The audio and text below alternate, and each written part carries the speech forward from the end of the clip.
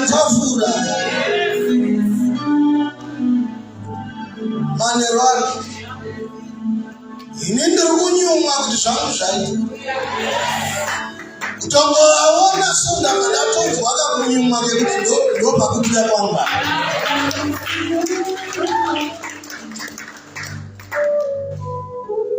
Kunana 2005-6-7 kuchingwa chichinetsa munzaraika. Vanhu vaita pressure nekurongana palaini vaona mota yakanzi Lobos kwete chingwa chacho.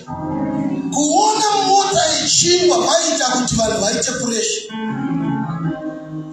Vachitongotenda kuti zvairi chingwa yakatakura chingwa chacho.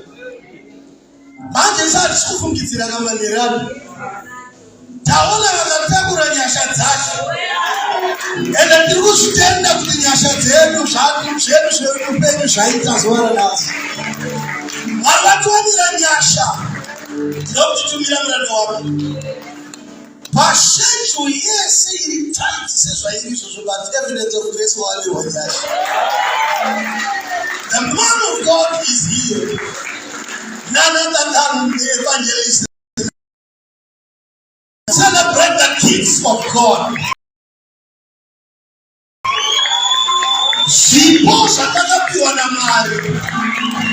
The gifts that carry gifts. Madelano, you can do better. Help me welcome the gifts of God. But just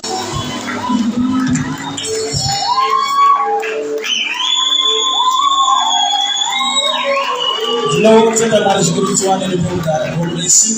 We may be seated in the presence of the Lord.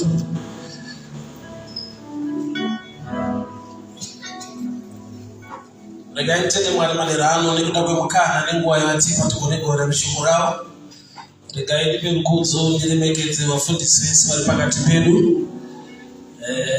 Zukuru say my father, my brother, Prophet Mzira, we also came a long way. Takazwana mfakari rikaitaure chichi kuti ndinzoda kudrive motikari 2014 is the man who bought the car for me to street.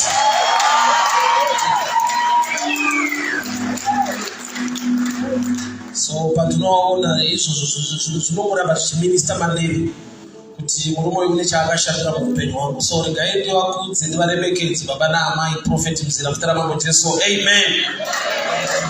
Zvakanaka tikwatise zvakasarudzika Bishop Mary, the father of the house, and the mother Bishop Chishano muzita ramambo Jesu. Amen. Utenda waMwari nekuda kwaFirst Lady vekumba kwedu. God bless you. Thank you so much. Ndishumire pamusoro pechinhu chinonzi Ropafadzo kana kuti blessing. Ndofunga munhu wese unoda kuropafadzwa, munhu wese unoda kukomborerwa.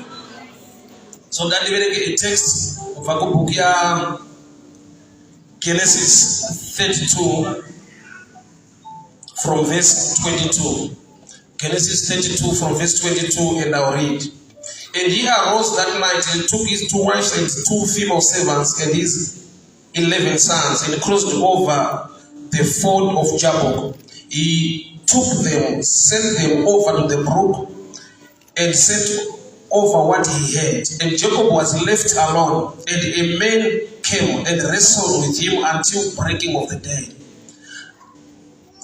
Now when he saw that it did not prevail against the man, he touched the socket of his hip, and the socket of Jacob's hip was out of joint as he wrestled with him. And he said, let me go, for the day breaks. But he said, I will not let you go unless you bless me. So he said to him, what is your name? He said, Jacob. And he said, your name shall no longer be Jacob, but Israel. For you have struggled with God and with men, and have prevailed. Then Jacob asked, saying, tell me your name, I pray. And he said, why is it that you ask about my name? And he blessed him there. So Jacob called the name of the place Peniel, for I have seen God face to face, and my life is preserved. Just as he crossed over Peniel, the sun rose on him, and he leaped over his hip. Therefore, to this day, the children of Israel do not eat the muscle that shrunk which is on the hip socket, because he touched the socket of Jacob's hip in the muscle that shrank. Baba kutswai remekedzwai manerano taurai kuupenyu hwedu shoko renyu ngarititsure ngaritidzidzise ritigonese nekutisimbisa muzita raJesu Kristu weNazareta. Amen. Ndichadandiverenge zvishoma pamashure. Genesis 32 verse 11 leti inoti iyo, deliver me, I pray, from the hand of my brother, from the hand of Esau, for I fear him, that he may come and attack me and the mother with the children. Unamato iprayer request ya Jacob. Ari kunamata kuna Mwari achiti, ndibatsire, deliver me, ndirwirei kubva paruoko rwemukoma wangu Esau. Ari kuziva kuti Esau is coming after him. So aita munamato with deliverance. But after his prayer, there appeared a man asiri Jacob, wari kufighta naye. Deliverance yari kuda ndekuti ndirwirei mukoma wangu anoda kundirova, anoda kundirwisa. But prayer yake, the answer came in form of another man. The heavens released a man, an angel. A man appeared and began to fight with him. Mindro yari kuda aisi kuroho ikurwiswa. Mindro yari kuda ndekurwirwa kuti asarohwe nemukoma wake Esau. But denga ramupa answer is very strange.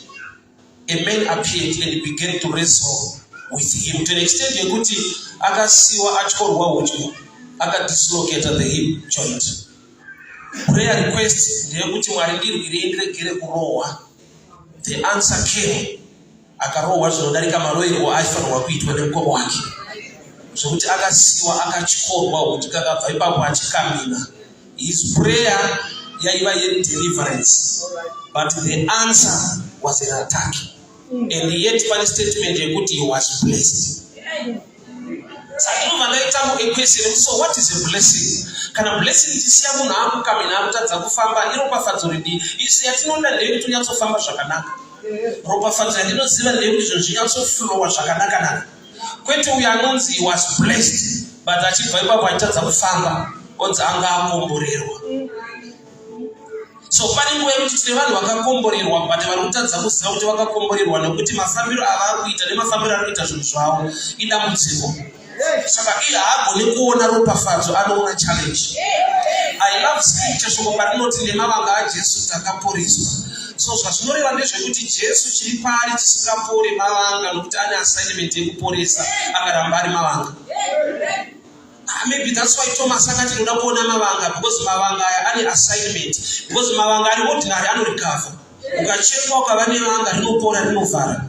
But pana Jesu mavanga ane assignment. Saka chinotiporesa mavanga ake. Zvoreva kuti Jesu anofanira kuramba aine mavanga nokuti ane basa. Kana shoko richiti nemavanga ake takaporeswa, kupora kwedu kuri pakuti iye akava nemavanga. Zvoreva kuti anofanirwa, kana ezvongo vanhu vachiri kurwara vachinoita kuporeswa, vanofanirwa kutenda mumavanga ake. Zvinoti paari chinhu chisingahile ndochinokonzera healing. Iye haapori kuti aporese. Iye akangopora asina mavanga. Saka statement yekuti nemavanga ake takaporeswa inofanirwa kuexpire nokuti iye apora. So blessing iri pana Jesu kuti mission, basa rinyatsofamba mushe, anoramba aine mavanga nokuti ane basa rekuti vanhu vagone kupora. Saka pana pachine murume adislocatedwa hip joint, akutotadza kufamba ari kukamina, but the Bible rati he was blessed there. Handina kuona ropafadzo kuti mutumwa akaburuka aine maassets, ane zvinhu zvichidani, zvipfuwo nezvinhu zvakawanda, akasiwa ane zvinhu. Bible noti wakayambutsa mhuri yake nezvese zvaanga inazvo, akasara ari ega. Then came a man and began to fight with him. But murume uyu afighta naye, panosiwa shoko rekuti and he was blessed there. But pablessing yake handioni anything chaapiwa. Ndiri kuona a problem on him. Saka nobaniita kuti what is a blessing? Kwandiri blessing ndinoifananidza semuti unoproduce michero, to an extent yekuti ndikasvika pamuti wemumango usina mango, chandinoziva ndechekuti pachazova nemango nokuti muti wacho uripo. Mablessings izvi zvinobatika zviri tangible, zvinokusaraunda nokuti you are blessed. So people can temper around nemablessings, but when you become a blessing, vakakutorera chinhu vakadzoka mangwana vanoona uine chimwe. Why? Because you have the ability to produce. So blessing ya Jacob yakabva yava palevel yekuti apiwe zvitangible mablessings anooneka. He became a blessing. He was blessed. Saka pane zvakaitwa palife yake zvakaita kuti denga riti akasiya aropafadzwa. But zvakaitwa zvinhu ukamutarisa munhu atone problem anototadza kufamba yeti shoko roti ndopa akasiyiwa aropafadzwa. Iye request yake ndeyekuti handikusiye kusvika pandiropafadza denga ndokubva ramurova ndokubva rati makomborerwa endai. Kurati kazhinji makomborero anowanzouya iri fight. Ndinoti kudini pese pakuuya chinoblessa upenyu hwako inouya sekunge idemand or a challenge. Pakuda munhu anogona kuona spiritually kuti haisi problem iblessing. Blessing inosvika palevel yekuti Eliaza atumwa kunze nokutsvaga musikana anogona kuroorwa naIsaac mwana wangu. Anouya kwete kusaadvertise location kuti tinoda kuroora tazitumwa kwaAbrahama. Anouya aine task yekuti ndikuda kuti ngamera 10 dzimwe mvura. Waenda kutsime ari kutaimira vasikana vane kuzochera mvura, but aisa a demand yekuti the one who gives the camels water. I don't know what camel no mvura yakadii, but kana macamels 10 ariyo ari in line nemarriage yako ndaona uroreke. Ameno inochiprofita wega pakarorwe munhu pa 10 camels iwe nokupa munhu one chaiwo utori problem. Kuroorwa kumba kwaAbraham achievement womene kuti Abraham was reaching silver cattle. And Eliaza anopenda macamels beds was also carrying gold on the same day. But day rekuti gold really released panotanga paitwa assignment for somebody to fetch water for the camels. Kurati macamels which waona burden spiritually in blessing. So blessing inetsika yekupfeka jacket rinenge assignment. Teshunamaiti mani paakaona Elisha achipfuura munhu waMwari haana kungoona a man passing, akaona an opportunity passing by and akagona kuita trap the blessing. Munoziva hama dzangu kuti vatumwa vakaenda kuSodhomu neGomora havana kusvikira kumba kwaLoti. Ukaverenga zvakanaka Loti vakasvikira paCity Square mukati meguta pamagedhi. Loti ndiye akaenda kana approacha varume akati kana ndaionerwa nyasha uyai kumba kwangu mogeza tsoka modya mupfurire mberi nerwendo mangwana. Varume vaBhaibheri ndizvo vakatoramba and he insisted. Loti wakanyengetedza akavagombedzera kuti please. Vamwe vachiona vatorwa vekuti ivo unga uchagere pekugara, mumwe achiona ine opportunity yekugona kunzvenga nekutidza moto. So blessing kazhinji inouya yakapfeka jacket redemand, jacket rekuti i-assignment, jacket rekuti i-problem. Yakuda vanhu vari spiritually mature to know kuti haidzadzisingamera iwanamwe. This man anoti Jacob chaari kuda i-blessing kwete kurohwa. Nokuti atoita prayer kana kuti deliver me from the hand of my brother Esau. But denga rovha ratumira mutumwa anosiya achikora munhu. But hakusi kuchorwa bedzi, kuchorwa ubva wapiwa message yekunzi he was blessed there. Gore rinopera munhu achidai Mwari vandikomborera gamba, makomborero akauya but anga ari ngamera 10 dzaida mvura, iwe uchikoda kuchera mvura kuenda kumareni kwenyu. Pani pekuti the Shunammite man mumarriage make hamuna mwana pari kupfuura muprofita aneizire kuti mumba mavo ave nemwana. Chakaitika ndechekuti haana kuona mwana but akaona what to do towards the men who speak a word that will change his life. Elisha haana kufamba achitaura kuti tiri vaprofita matiregerera dzara mazodiko munotadza kubata vana tikuru. There are times yekuti munhu anofanira kuva mature to see. Pasina zvataurwa munhu ngaanzwe kuti pane nyaya iripo inondikonekta neblessing. Genesis 18 ukaiverenga inoti vatumwa vakaburwa kubva kudenga and one of them was God himself. Havana kuenda pamba paAbraham, but Abraham akagara pasuo retende akavaona, akamhanya akawira mutsoka akati kana ndawanirwa nyasha. Vanhu chinonzi kuwanirwa nyasha kugona kutakura assignment yedenga. Kana ndawanirwa nyasha pfura ine kumba mugeze tsoka mudye muende zvenyu. Abraham ndobva aita zvaataura, varume akaguta ndobva vaziva kuti hapangopfurwa napo kana paine vanhu vanogona kureacta towards the things of the kingdom. Gore rinouya nenguva inochara nemwana. Kunati Abraham wakagona kukwezva nyasha, blessing dzinopedza challenge iri mumba. Akaipedza haana kumhanya akanovera kutsoka akati ndinamatire mumba mangu hatina mwana. It's good to be prayed for, but sometimes it's good to be taught how to attract the blessing. Wakamhanya akavira mutsoka, vatumwa vakati handei kumba kwako vadya, ndipo vakati gore rinouya nenguva ino. Hazviudzwe munhu kuroti, zvinoudzwa munhu kana vatumwa vamumba. Kune message yepanze nemumba. That's why Baba was brought to San Pawaka Mubana, Mwana Shuya, Avana Manya Chingwa, and Boots Kana Yemi. Bible note to Goma and Boots, Anga in Zara, Anga Tight, and Baba Manya Neru. Went in a ship. But Manica time, Aga and Dara, and say yes, Nachi. Say Baba was not Manya need, you want to come on. Baba to Siva, which is a few Muna Sata Shikamu, but we have weapons of Bata.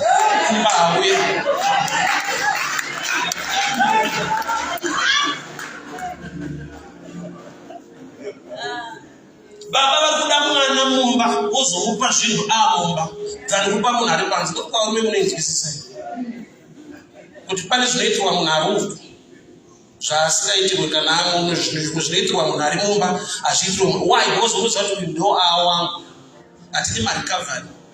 Wapedza kudyiwa wozo just be my friend, zvinorwadza. Wabvuma wadzimai tokupa pei yese kana uchiri topota tingotoshoma kuitira marecovery, because kune mweya wepanze. So this man called Jacob, chaari kuda iblessing, handiri kusiyei kusvika Ropafadzo. Pane questions aripo in line neblessing. Question number 1, akabvunzwa kunzi unonzani sekunge denga rizive zita remunhu. Zita rako ndiwe ani? For the first time ndinzwa Jacob achitaura chokwadi ndini Jacob, nokuti paakagoda blessing pekutanga abvunzwa nababa wake kuti ndiwani mwanangu akadini saudangwerei. So denga rinotoziva kuti kana achida kukomborerwa anowanza chitsotsi, tira kunyatsomuvheta nhasi. Because wakabotiza neblessing mumba menyu wanyepa zita risiri rako. Baba vaSauli vakamubata vakati mwanangu ndiwani, zvikanzi ndini saudangwerei. Ndobva atakura vemumba akaenda nayo. Yokudenga haiti chitsotsi yakasiyana neyemumba. For the first time uta Jacob achibuda pachena kuti ndini Jacob. Denga rikati munhu anaka amudeserva. Blessing inotoda kuti munhu avhete. Why? Nokuti pane humwe uno wawinawo. Baba roti unovimbisika muzvishoma, Mwari unomutrasta nezvizhinji. Kuti life yako muzvishoma isepo yokuti zvizhinji zvikauya unobehave sei. Denga rakutotya kuti munhu imbomira kukomborera pazvishoma zvainazvo vanhu vangu. I was telling people kuti vanhu vanotokurumisa kuti Mwari akatikomborera munhu aita mudumbu. Saka denga rinotoziva kuti vanhu vasaite mudumbu dzvanyai munhu. Vanhu vanokuvara nemudumbu vasauzatono.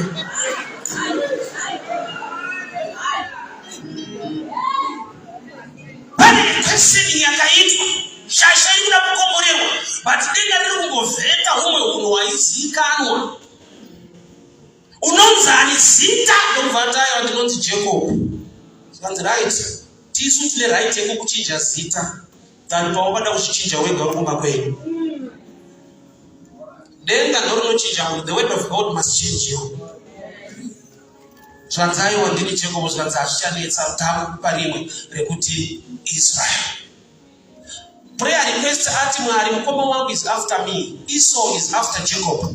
But Jacob baita encounter nedenga is no longer Jacob but Israel. Unati takubvisa musystem yevanhu vari kuchamba nemaproblems. Denga rikakuchinja rinokubvisa musystem yekumusha kwako. Zvinotevera vekumusha zvinosvika pauri zvokushaiwa. You are no longer Jacob but Israel. Zviri kutsvaga rozi zvichasvika rozi asiko zvichiwana mwana waMwari akatengwa neropa raKristu. Ngazvitsvake kuti wataenda kuona ukazverenga mupenyu wacho unototi pavakazosangana wakamukundira and he kissed him. Kurati denga rekuti tikamuchinja aunoite unotodwa. Asafari pekuti maroerwa ako akuda denga shoko rikuchinja mchana. Hausi type yekurohwa, type yekukiswa. You are only time of man's grass. You may kiss the bride. But one is okay, you may kick. Because Maria is our mother. Parents, you may kiss, not you may kick. Kicking one who doesn't kiss.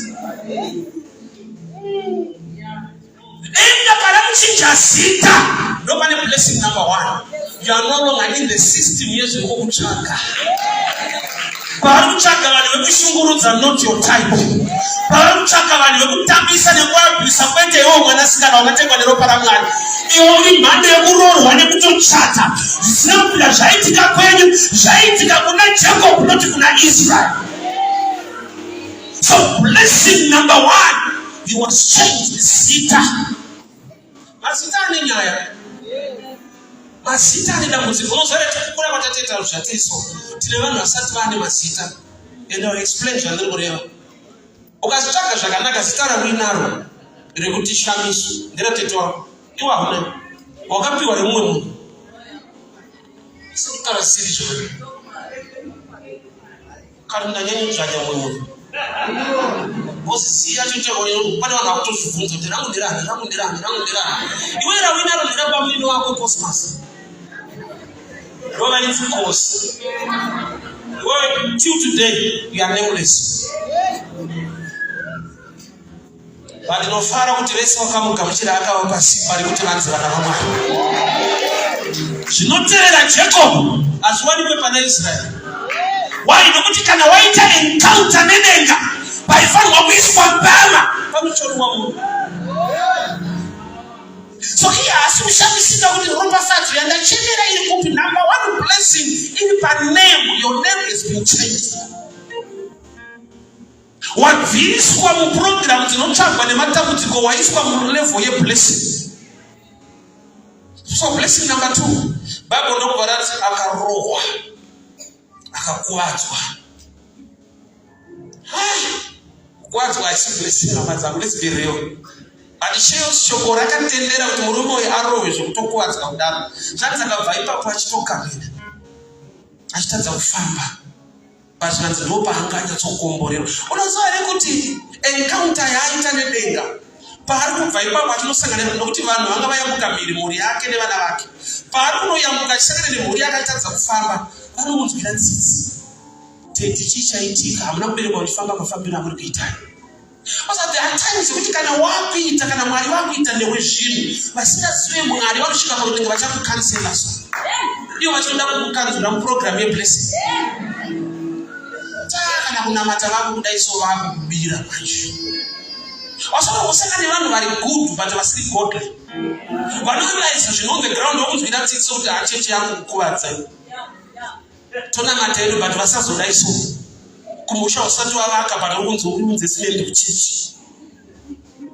Osa kune vanhu vari right but vasina Mwari. Beware of good people who are not godly. Nokuti pavari kumuona achikavhina vanowira pasi vachitochema nevana kuti teti maitwa sei ndiana kukuvadzai. Iwo ubva ndikakomborerwa. Kuti aiwa supindirana. Teti ndimi hamuna kukomborerwa marohwa. Vanhu vasingazive mhando yaMwari waunonamata usavatarisire kurizena sewe. Because kune encounter yawaita nezvinotaura Mwari muupenyu hwako zvavasina kunzwa. Vana havana kunzwa zvataurwa vaona zvaitika. We don't walk by sight. We walk by faith. Faith comes by hearing. So by hearing, ask what you are blessed. By sight you can honor. Yes, a problem. So, usatambe nevanhu vari mulevel yesight one dimension here. Ukanzwa zvinotaura Mwari hauchamuvwa nezvinoonekwa nevanhu. Vari kumuona vari kuti murume arohwa akuwadzwa. Iye pachake ari kunyemwerera kuti kainjarika ka. Pane mari dzichabuda, pane blessing ichabuda, pane michato iri kubuda, pane favor iri kubuda. Kuda kuti pane encounter yaaita isina kuitwa nemhuri yake. So he's blessed, but akuwadzwa. which means he has now become weaker. He's no longer a strong man, but he's become weaker. And ari weaker kudaro, ndoba akabereka the last born, yainzi Benjamin. Benjamin mwana anoberekwa after the encounter yaJacob yekurowa yekuchorwa the loins chiuno chake ari a weaker man, but anobereka Benjamin. Benjamin means the son of my right hand, which means kurowa kwaitwa akakuvadzwa dekarati tabvisa your strength but takuita weaker to manifest our strength. Muutera hwedu Mwari vanoratidza simba ravo. Nderipi simba rakareliswa maloins aJacob? Pari kuberekwa Benjamin, Mwari vari kubereka murume unonzi Paul from the tribe of Benjamin, anova the greatest evangelist of all in the New Testament, because Paul was from the tribe of Benjamin. I'll go deeper this week. That's why calling him Paul, it is something similar incident ya Jacob. Ndeipi Jacob unorowa, Paul unorowa.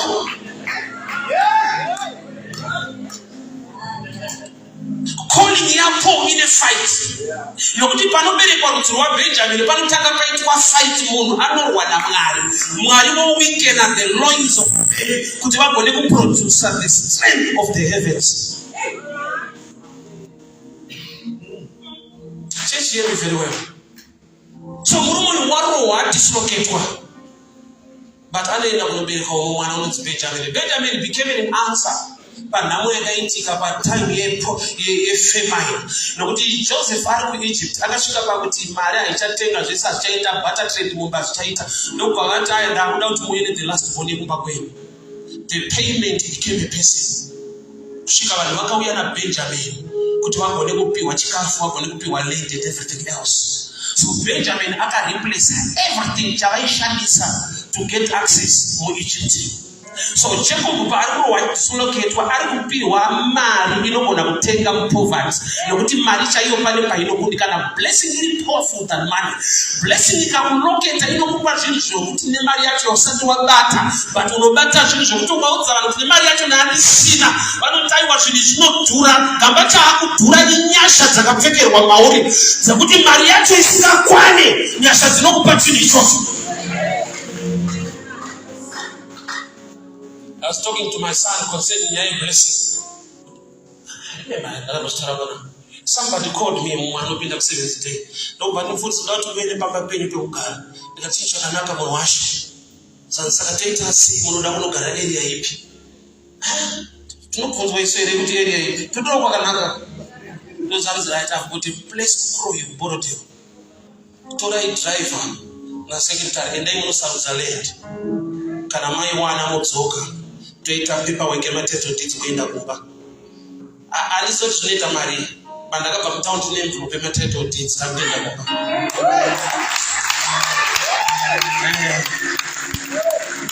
Street preacher. Street hakuna committee, hakuna ma-elders. Samara anoziva kuti kunokwa hakuna board. Itirai munhu zvinhu zvake, hazvina board mukati.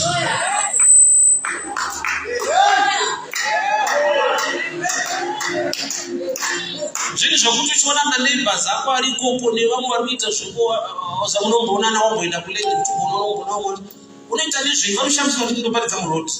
Saka wauya seimo because inzvimbo yavakaremekedzwa kuti akoroiwo ndokunogara fidza kakoroiwo vanotarisira rimwe klasi rei tiriko.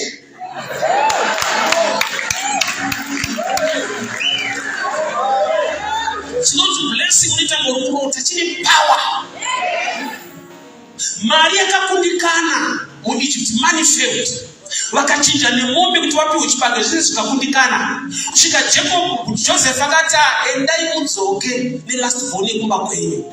Ndopa vakauya naBenjamin. Ende vauya naBenjamin hazvina kuramba zvakadaro, vakabva vazopiwa land muEgypt. Havana kuramba vachitora chibage vachidzokera, nokuti Joseph wakafara paakaona Benjamin. Kuda kuti uyu paakarowa wakatyorwa udyi, akabereka the last born in the Benjamin. Mwari vari kuti ndikupa something more than money. You are blessed kusvika palevel kuti mari ikakundikana, then you do the payment. And the payment wandiri kutaura gere kurudyi rwababa is Jesus. Kana Jesu ari mauri une blessing hombe inogona kukuudzira zvinhu zvisingagonekwe nelevel yeeducation kana maconnections kana mari yacho. Amadzangu chinonzi Ropafadzo chiri more than whatever you can think of. Somebody akanditi mufundisi makamboenda kuIsrael ndikati handina zvanzi ndoda kuti muende ndipei passport number. Zvimwe zvoita ngezviri izvi undangorota zvo. The guy munhu wacho nekuisland andisana kumboona takatosangana kuTel Aviv kuIsrael. Ndobva atondifonera after 2 days kana visa renyu raita saka tinongoonana kuTel Aviv ikoko just get ready. Ndakazomubvunza taakudzoka on the last day ngo takaita 8 days. Ndikati macost anga akamira sei? Zvanzi paita 2,500 US. Yemunhu asati akuona anongoti uya kuri kuno anozoti ungashande kupi kuti upiwe salary kana tiri penjena dzai salary kuti penjena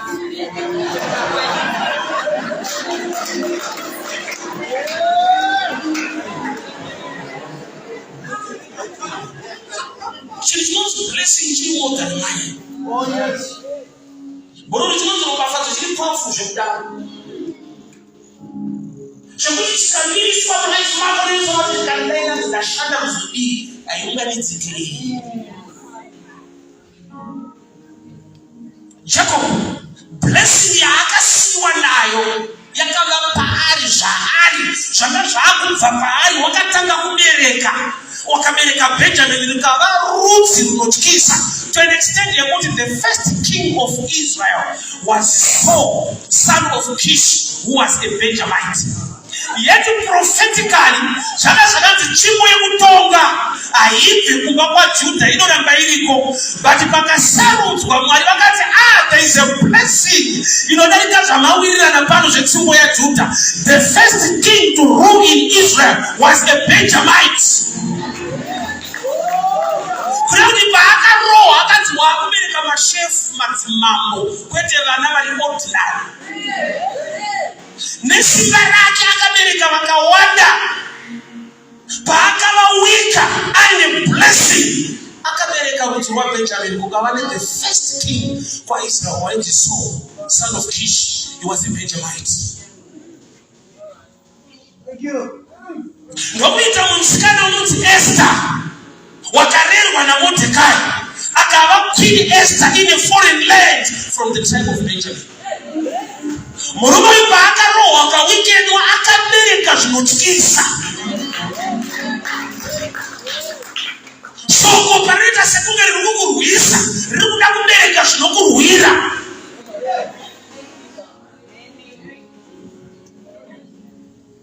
Prayer yaHana, breakthrough yake very simple pakudai. Hana kumuti Mwari mukandipa mwana. Akaenda pakutsanangura basa remwana zvanzi mukandipa mwana anosara pano ndokupai bishop. Assignment basa remwana rekati tidenga rinzwa kuti uyu mukaunyima mwana tinoshayiwa pastor. Hana akangwarisa zvekudaro. Hana kuti Mwari ndipei mwana. Ati mwana wandiri kuda basa rake ndiri kutoriziva. Anofanira kusara muno muchechi, anofanira kuita bishop. Zvabva papi kuti atange kuudza mabishop kuchechi Mwari unozvitsvagira wega. Une meshenye yavhurika aona nokuti time yanga achiita prayer Bishop Eli instead yekumukurudzira vabva muti so zvinonyanya kudhakwa waini nokubata zvakanyanya. Ndobva aziva kuti Mwari chechi yenyu ndoine dambudziko. Harisapozi kuti inkarete kunamata kuti shauda. Saka mukandipa mwana ndokupaiwo bishop. The insult yanga yakalota the blessing. Kakuwanzirwa nekakutukwa ikaka. Hana kubva apopota kuti bishop munodidarirei. Akabva ava nerevelation iri positive. Pa insult iri negative. Mukadziwo waini unoinyanya wadirei kudhakwa. Ndobva ati Mwari mukandipa mwana toriplesa mudharaunda. Nharaunda aane rafu achaparidza. Akutuka vanhu vane machallenges muchechi. Saka Mwari mukandipa mwana zvapa muri kuti chechi yenyu ichifa nokuti manyima inini mwana. Ndega rikaita meeting kuti tinoruza tikanyima munhu. Chechi yafa haina bishop. Bishop ari kushaudza vanhu vatendi pasa. Mashoko iwa aita se-insult, but akamupa a better revelation. Zvikamupa breakthrough paisheni barrenness. What is a blessing? Ropafadzo chii? inouya sei, unoiona sei, unoigamuchira sei. Zvakanaka kunamatira kuti Mwari ngavakukomborere, but zvakanaka kuziva kuti gomborero racho unoratisa sei, rinouya sei muupenyu hwako.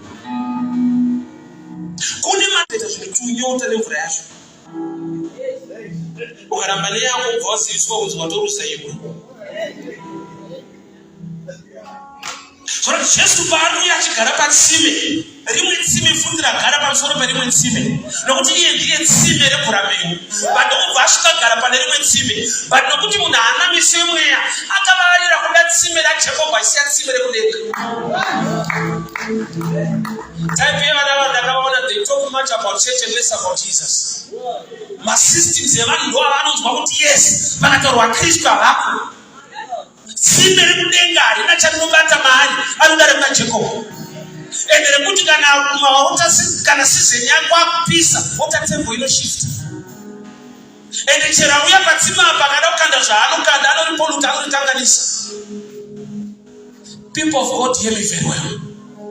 Chinhu chinonzi blessing chiri kuita pass by paupenyu hwavanhu vazhinji. Vachitopinda mucloset, Mwari ndirangarirei, Mwari ndikomborerei, denga richishava kuti makomborero esai. Hama dzangu Lord haana kusvikirwa nevatumwa pamba vakanoka kuti please tauya kuzonaisa moto, toda kurara pano wawanirwa nyasha. Akanyengetedza varume vanga vashaya pekurara paCity Square, akati ari kumba kwako. Ndo paakatozoudzwa usiku kuti tinoita zvemoto tsano matoita vake. Mangwana kuseni munhu wese kumhanya, pane moto uchauya pano. Imagine vatumwa vakapinda musoto munogomorashedzera kuti mangwana moto, tibatei zvakanaka, unotsva tibatei mushi. Lord haigona kuvawana, vaitorwa nevanhu vari nani. Saka chinonzi blessing is an open door for anyone and my spiritual eyes to attract, to know and to know what to do.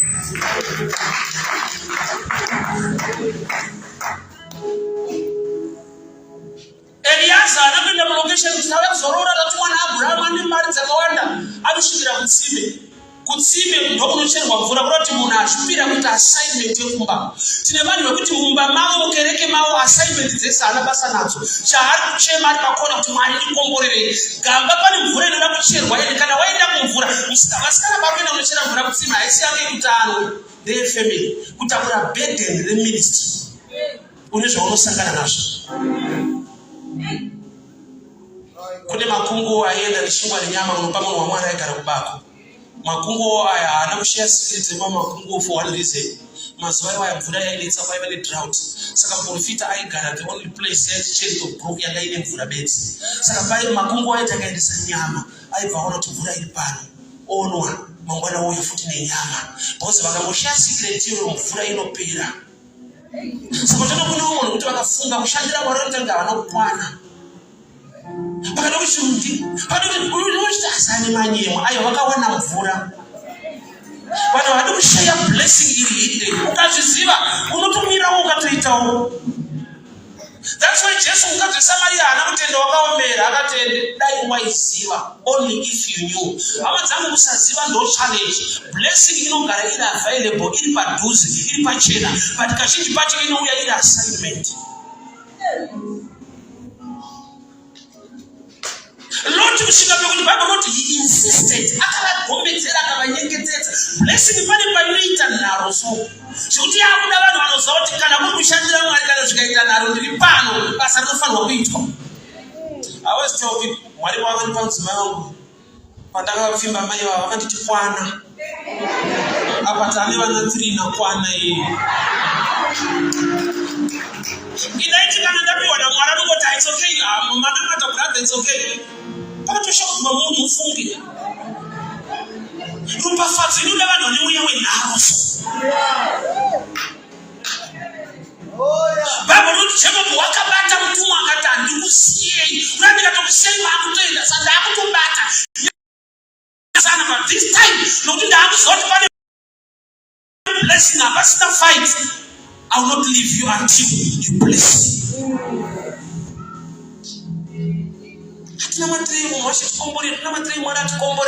Here's the message. Makomborero anogona kuigwa muassignment. dzaleka Bible asi muware vakatoramba kuti ayo anogara rende kuseri usaona kuti kana something zvaita so.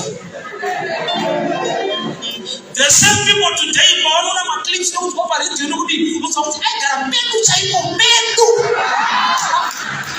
ndadzoka futi papapai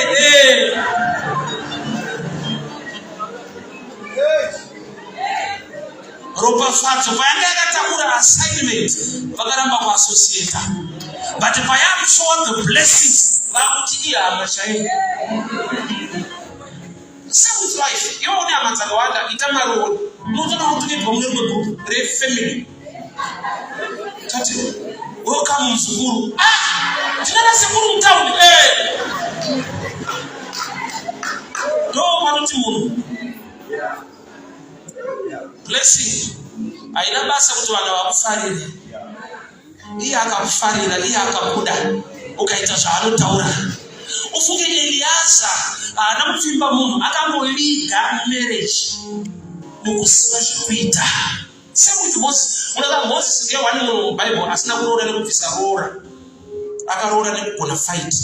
Vanasikana vaJesu vaishera mvura ndokubva vatanga kudziviswa nemamwe mashepherds. Moses ndokubva apindira akavadzinga vakashera mvura vakaenda kumba. Baba vanobvunza kuti koenda makasika zvakunya plus atibatsirawo kuti mamusire ngauye kuno. Achitouya ndokubva apiwa siporo kuti ave mukadzi wake. Chakamupa marriage fight kupindira dzevamwe. Iwe manje uri muzezuru unoti yemumwe aitwe sei? Aina mbiri wisadza. Saka tonodera kusadza racho hapana. Bhozi rako rakavigwa mune rake. Patinoita prayer kuti give us today our daily bread. Our chingwa chedu kwete changu. Anenzara ndini but kana makundipa chingwa chisi changu ndechenu. Give us today our daily bread, not my bread. Sachinoita kuti ushaye chingwa unenge uchida chako. Mwari anetsike kukupa chingwa chedu iwe kuda chako.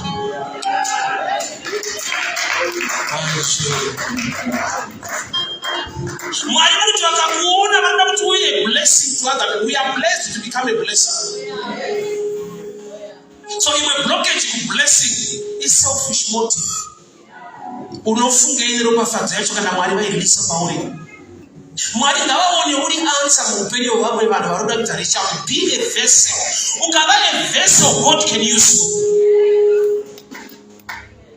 Mwari ngavazive kuti mari zhinji ukaibata dzimwe nherera dzinofunda.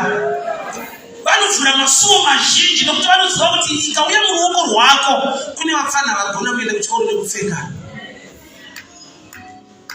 Blessing is for selfish gain or motive. So that selfish motive kana ikaramba irimo story a blockage to the blessing yacho. Andikusiye kusvika mandiro Ropafadzo. The questioning, change of name, nekurohwa akabva ipapo ane problem. Kusvika wakutendera kuti vhangeri rikurore panokomborerwa munhu.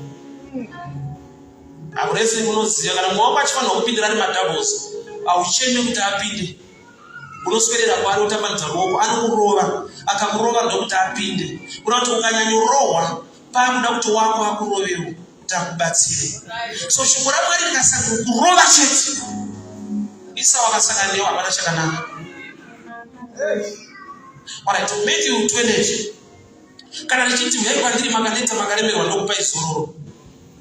Vesi uyanga kuchechi kuzari because munanda kuzorora.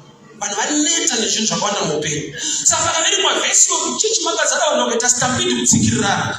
Mufundisi paakazoverenga 29 vesi 29 iti kudii? Takurai joki rangu nokuti rakareruka. Isitara kuzotura pane kavhesi kekutakura futi. Ende twakatobatana 28. Takurai mutoro wenyu kwandiri ndinokupai zororo. 29 carry my yoke.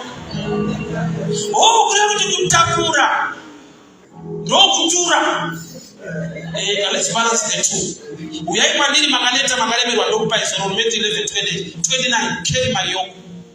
Kuda kuti kuchinja zvokutakura. Akusi kusatakura kuchinja zvokutakura. But that if you carry my yoke, my burden is light. Thank you. Kuda kuti kune blessing inowanikwa nevanhu vanoda kutakura. Alright, I'll give you a simple example. Unozara tukadzi kana ine nhumbu hapo nokumitiswa nemwe munhu kana karepo. Boza nenhumbu kudara. So the devil akakuona wakatakura zvaJesu. Anoita problem leyo kuti haana chaachakutambudza. Boza kutya akutakudza. Tikatopa zvangu mugara mupa izvi tikaonana.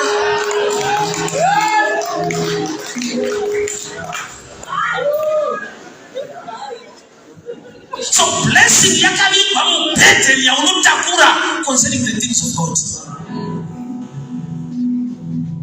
Ropafadzo yakavigwa mukukuvadzwa, ngari mukuvadze shoko. Vanhu vakamuona ngavanhu vetsitsi shoko ramuuraya. So but it's a matter of time. Azvirambe zvakadaro. The other side of the story, murume anonzi Israel wakabereka rudzi wakatipa madzimambo. The first king was from the tribe of Benjamin. Jesus is the Son of God sitting on the right hand of the Father. Uratane ngebenji. Why nekuti ndiye anogona kubhadhara pasingabhadharwe nemari. Nzara yanetsa kuIjipiti haina nemari nemombe zvaramba. Joseph akachiuya ine mufana wenyu wokupedzisira, and the boy happened to be Benjamin. Akava the right payment. Mwari ngaakukomborera kusvika palevel yekuti mari yacho usina, nzara haikurove, waino anokupa imwe provision. Mwari ngaakupe imwe favor yekuti zvimwe zvinhu zvaunoti izvi hazviwanikwe nokuti ndinotambira shoma, but iwe wacho hausi kushoma, une nyasha zhinji.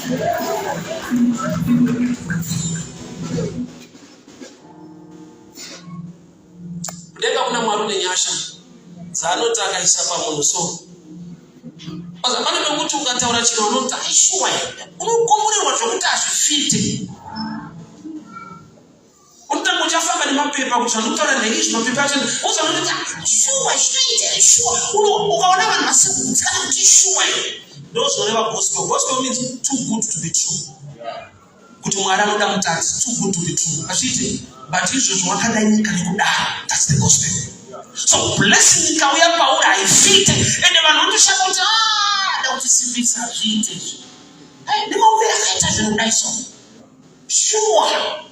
Unozouya ukroyi borodo shuwa.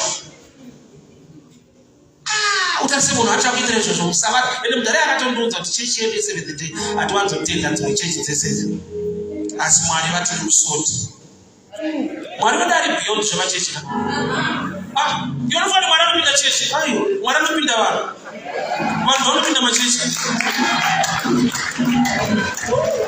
Rabu rinoti miviri yedu itemberi yaJehovha, kwete chechi yedu miviri yedu. Ane vanhu vake Mwari vaanotaura navo zviri beyond denomination. Jacob pachake akablesswa, haana zvinhu zvaakatambidzwa. Ipo kubva achikamhirepa vakanzi you are now blessed to go. But vakatanga kumuona anakuona blessing. Kana blessing iri pauri, kune vanhu vanogona kusaiona. But it's a matter of time. Anonga kuti you are blessed zvauri zvezvizvi. But inyaya kuti pasati pane zvinhu zvinoita kuti vanhu vanogone kunongedzera. But chaunofanirwa kuziva ndechekuti kana Mwari vataura kuti wakaropafadzwa, inomanifesta ropafadzo.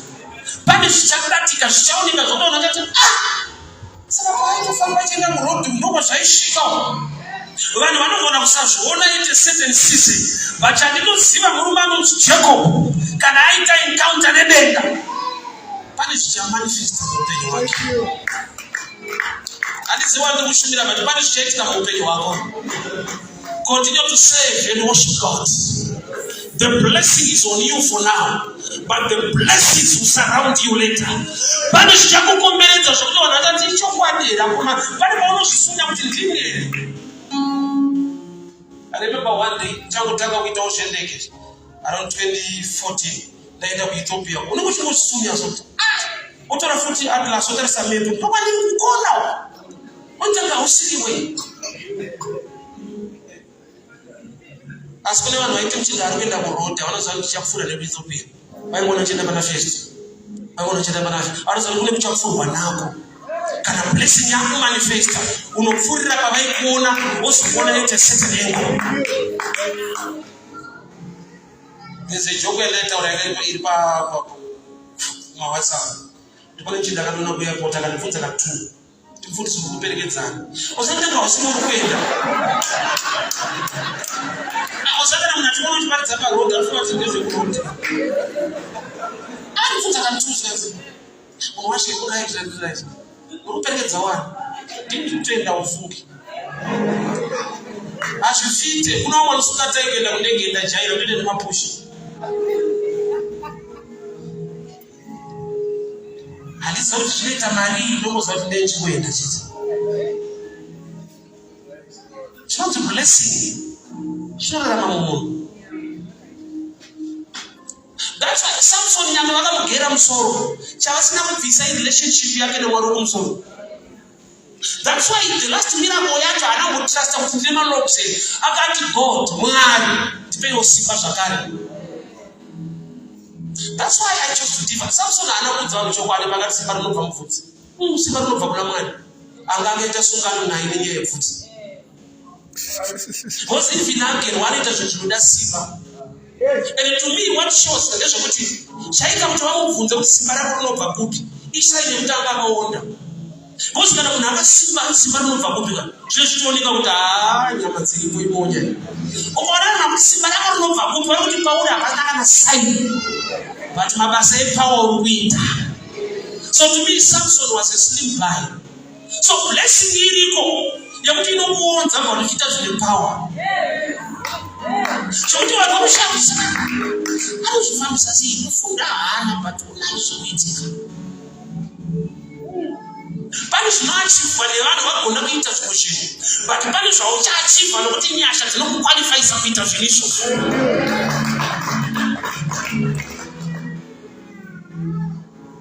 Somebody anataura testimony kuru ati kuvaka ibasa. Osa kuna vanhu vasingangofarawo so. Osa wapupura muchitendi yavo kuti asi kuvaka mutambo. Apedza zvake munhu. Ndikati wandiri kushumirawo manje anozviziva kuti handingakwanisi. Saka munhu waakati aise stendi yakazoti aiwa I know kuti waka kunorema. I will do it for you. And ndikati munhu chete no is a bank. Unozoona doubt level it is bank kuita izvozvo. Leo utasanya kuti COVID ngatoda mwana. Ndara yakatichedza ane bank zokutaura akatichedzeronza bamuni. COVID unofa unoda kuswirwa kuna vanhu. ATM kadi iri. Saina mapepa na secretary. Waamshatu mapepa na payroll. Tabila sala ni kubengu flashaje kubengu kwanza mwote.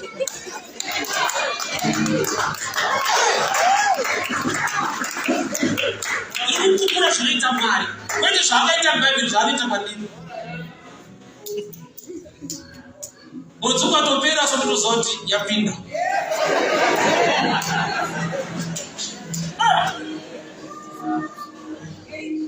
Anizoti vanoshanda sei mati tinongopiwa kuzvi. Hama dzangu chinonzi blessing chikapfekerwa naMwari pamunhu so. Utanga kutaura drama. Anonzwa kuti Elijah aipiwa chingwa nemakungu ari pamba makungu ayomutsvaka. MuCovid kwakauya motikari dzinenge 4 dzakatakura magrosari. Angati mwana vanhu vari kuCanada nekuUK nekuAustralia. Magrosari achititsvaka. Vachitoti ndiko unoitwa Muparinga sainayo. Chikafu sainayo chikafu. Ngati saka nyaya haisi makungu Mwari unoita. The Bible is real. Wazuru nhasi namangwana ndiyo watokushumira. Ari nhasi anotozviti. Mwari asumira kuti dai zvinhu zvanaka. Aiwa unoona kunakirwa zvakadai so. Unyanzvi hwake huri mukuoma kwezvinhu. Blessing ikagara pauri. Vanhu vanoshamusa chirudzii. Jacob akati andikusiye kusvika pandiropafadza. Akaropafadzwa. Akasiyiwa aine question mark kuvanhu kuti ropafadzo ridzei. But vakazoziva behind the scenes vakazva iko kutokuvadzwa zvaaitwa izvi pane zvaakubuda mari zveumambo. So nemwe ngowashira testimony nevamwe unozoona kuti kwawanda vanhu paridzi. Vakutamira umwari wachako panova. Zvawandirwawo vanoza zvine dzimba mukati izvi. Munhu adonzwa kuti pari kubuda mari ka. But Mwari unozviita kuti vanhu vagone kuremekedza basa rake. Unozani nhumbu yaEriza yanga iri advert kuna Maria. That's why Maria pakati chiva nemwana akati naEriza uye anga asingaberekewo. Kuda kune dzimwe nhumbu dzongomaketa nyasha dzaMwari. Mwari ada kuudza kuti zvinoita Eriza ainzi aberekewo enda kugomo reJudhea atone 6 months. Kuda kune dzimwe nhumbu dzongoti Mwari vamakete kugona kwawo. Be a person wokuti Mwari akada muratidza kuti anokomborerwa muri iwe. Udza vanhu kuti nyaya haisi yebhaibheri inoitika nhasi. Zvakati nomunhu anokunyara nokuzonodanidzira tsitsi. 7th day. Auye kurodha achibva tichiparidzai. But Mwari vakaminista kwaari akati tichazviita nokuti Mwari vachitaura. Church, chinonzi blessing chinorarama pamunhu. Chinonzi blessing chinogona kuigwa maassignment. So I imagine dai ndakaramba this assignment ekuita basa raMwari paroad ndaizogara kupi? Ndaramba neimba pekugara. Ndaramba nezvizhinji Mwari zvanoita. Ndoita makona kuti Mwari zviratidzei, ndikombore zviratidzei. Mwari vanenge vachakukwenya kuti newewo hauzivi zvokuita. Unoshamisa zviratidzei, unokuendawo unoshamisa kuramba assignment. Zvingavi zvawaigirawo uchiti Mwari vachangoona chete zvandite but Mwari ndirakarei ndiitire zvakati. Blessing ine tsika yekupfeka jacket rinonzi assignment. Saka uchiona vazhinji vedu we are not coming across my blessings. Secret iripo ndeyekuti takaignore chakauya chakatakura blessing yacho. Eliaza uya akatakura gold kuti wada kuroorwa goridhe tinaro anoviga goridhe kuseri kwengamera dzine nyota.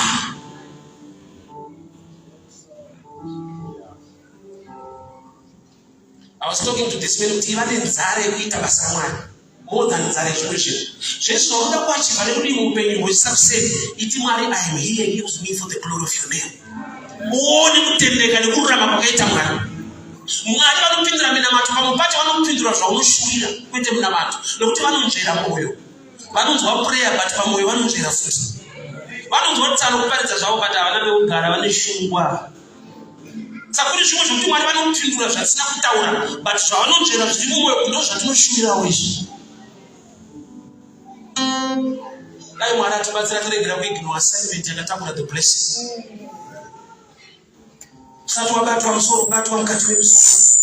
Piwa information, knowledge, know what to do, especially in the house of God.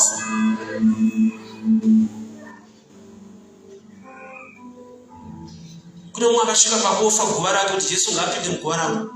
Chinhu wani chakagonekwa nemurume azvaita kuti afe pamazuva iwaya. Why? Nokuti muguva make matopinda Mwari, ari kurojesa Mwari guva. Saka denga rinofanira kumuprotecta nokuti akangofa Mwari akutobuda kutoshaya kugara.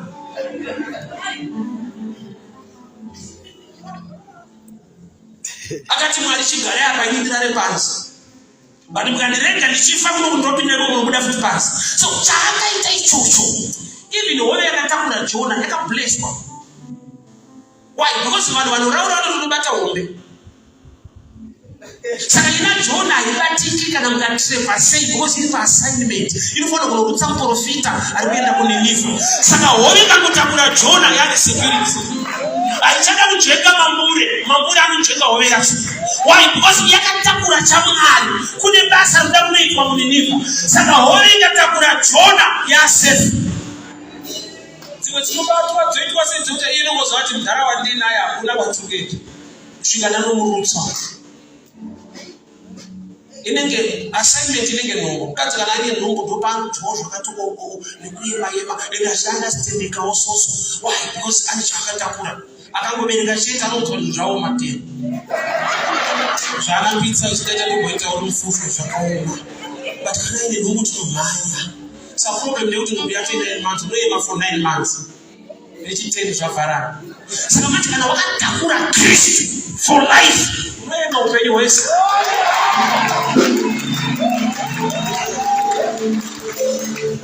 Unobviswa palevel yekuti so long life. Another kind of life. So wait, the God kind of life. Chata chikuru kufema, unokacho kufemereta. Unakafema mushi. Yepe akananga. Ni Ropafadzo. Vese vanoimura nakuadmire vane assignment yavasina kuignore yakavalita mublessing. Ndakati varume ndaifanira kunge tireka nguva kushinga todzidza kubva kune madzimai. Madzimai vanoziva kukosha kwokuva nefamily kwokwanirana. But ane vane statement yekuti zvarinorwadza. But havasiye. Anovatidza havasiye. Kubereka kunorwadza, kubereka kunorwadza. Ane imwe. Makati kudiko, kubereka kunorwadza, ane imwe. Type yaka master genius. Kunorwadza but unongwapinda.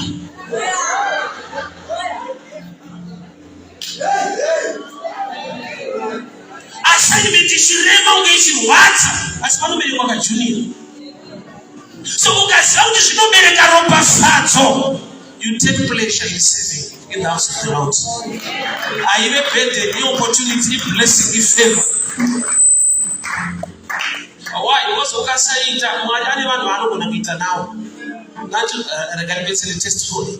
Nacho tasani yangu pa incident yemuchato wangu. Pachichi paketa noise. Vakaronga muchato zvinhu zvakaoma. Dai vakuenda kwamutsviti unongotinda mapepo. Zviri easy $100 zvatoita. Inde havada kuomesa. Amene anga yakandodza. Ndazvinzwa ndakati Mwari. Muchato uri kudiwa vanhu havasi kuda. Mwari ndokubva vareisa one person from UK.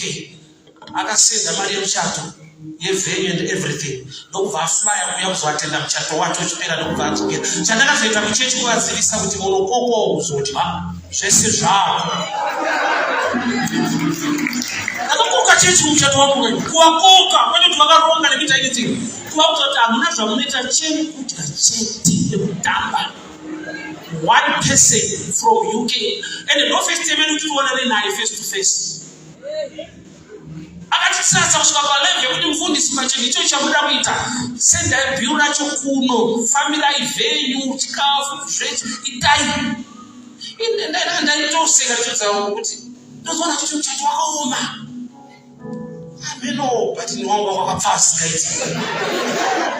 Bocha achakaoma pandiri kungofambira kuti venue ndokoma kwachino. Ari kuchatisa ubva atoflya wouya muchato opera ubva kuti thank you. Pane kuti nini mutendera kubva kuti maita ine akwiri.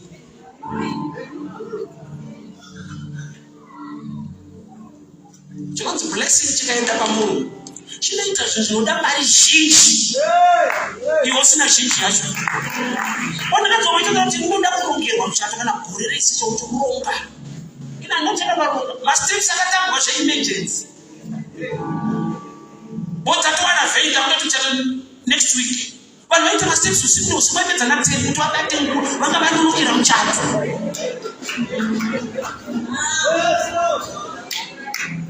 Mwari wandiri kushumira ariko pachigaro izvezvi.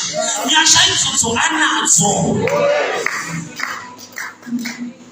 Sometimes good to testify kuti vanhu vazive kuti Mwari anotoita zvinhu nhasi asi zveBible chete. Ndazviona ende zviri kuoneka.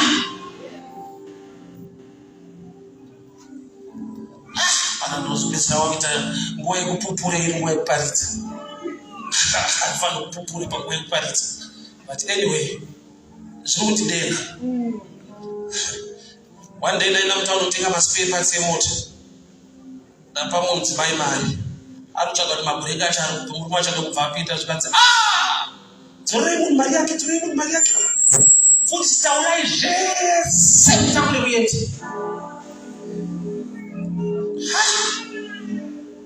Urumoda 20 liters yeoili netumabhureki. Wobva watakura bhegi rakadai so. Wanzi pese pachada mota service ndini. Unozorora. Unosvika pakuzorora asi Mwari. Unoita budget zvinokwanira ndiite chini. Wanzi Mwari vapinda kuti hauna chauchaita iwe paridza chechi.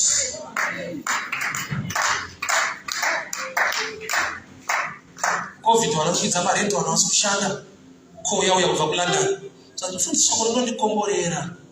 Ndopinda hangu Dutch reformed driplo ata shukuru ndikomborera takasiya lipa kuZimbabwe tunogara iko kumahara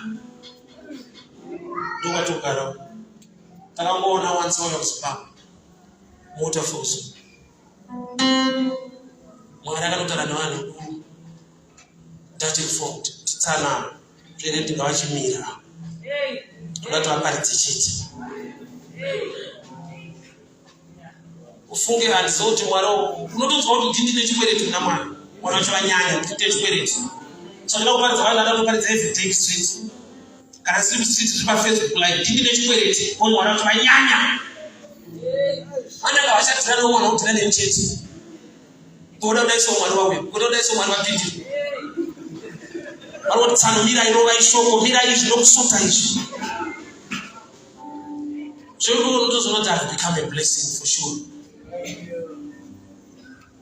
Handina zvakaona zvekunongedzera but indino wacho ndopisa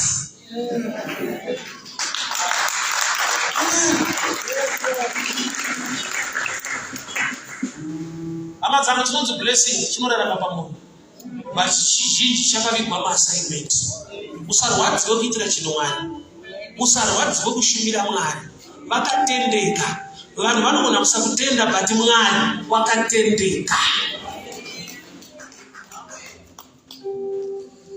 vanhu vanogona kusakuappreciata asi iwo Mwari pachawo kana uchiita zauti uri kuitira Mwari kwete munhu kana vanhu vakasaappreciata ziva kuti ndiri kuitira Mwari wakatendeka hama dzangu kutendeka ndosaka atitendera murume uchamupiso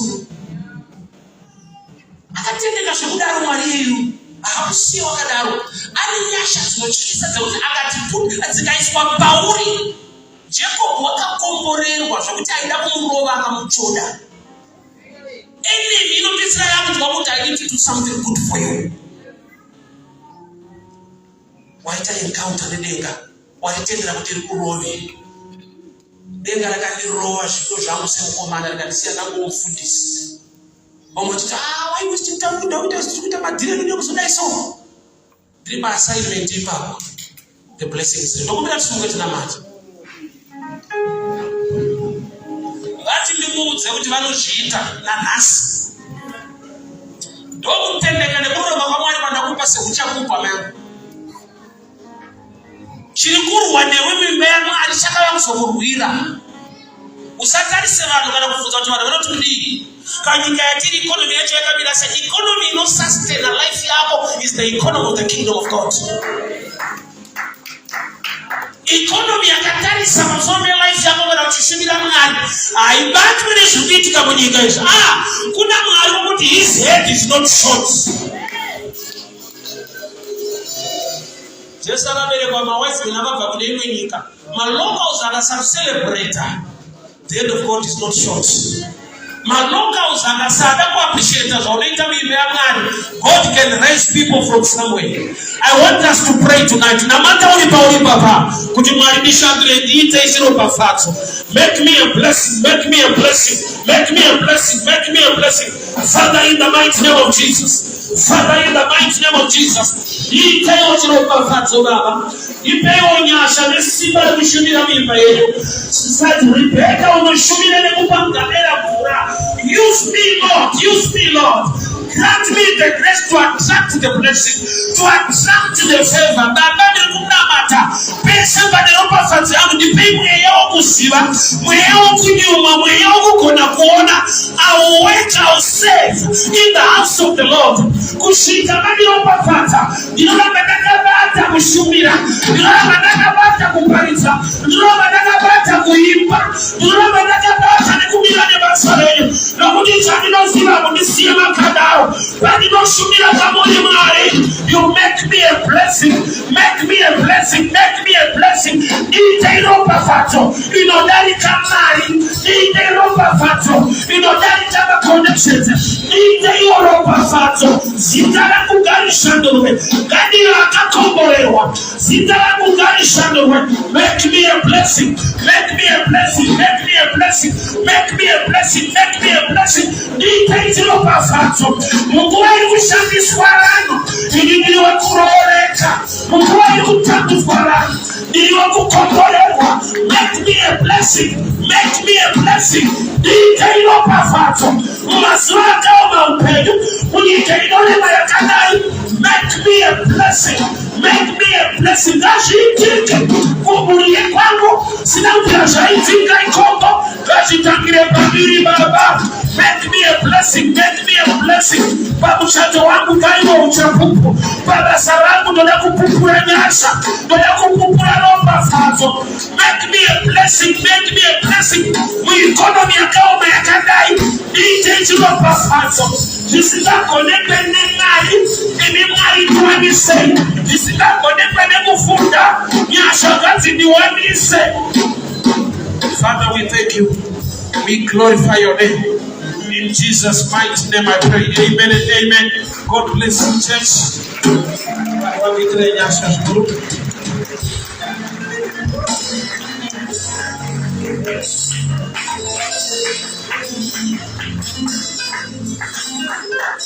Let us celebrate God. Let us celebrate.